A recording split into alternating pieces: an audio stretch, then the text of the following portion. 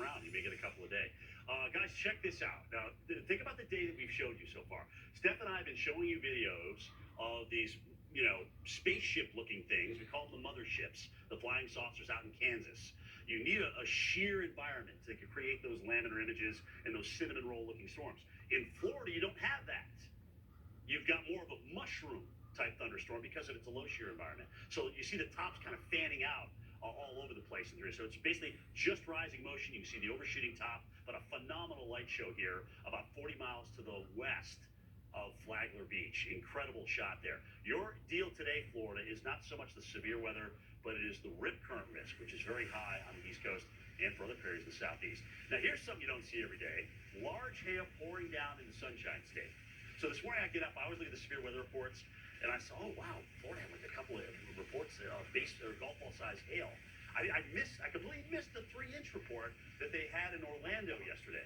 And speaking of Orlando, we want to give a big shout out to Amy Sweezy, who's one of our Weather Enterprise friends. She works down there in Orlando. She's been there for 25 years.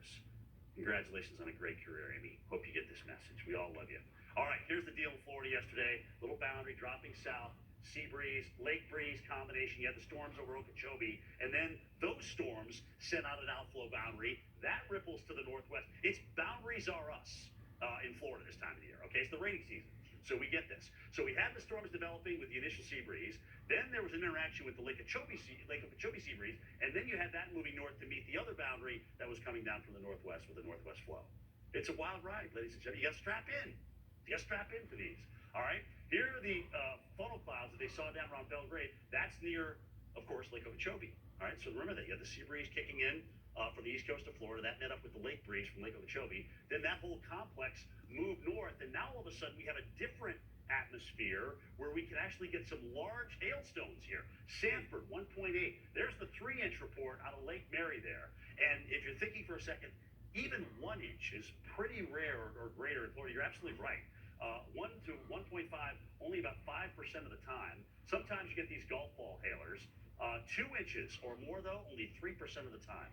It's mostly 1 inch or less because of that deep tropical atmosphere that we have over Florida. Today, it is all about the rips. We've got some storms in and around Palm Beach Gardens this morning that have produced some locally heavy rain. We'll keep an eye on that area, Reynolds. Sometimes you get these little renegade storms. They sit there for a few hours, and all of a sudden you got a flood.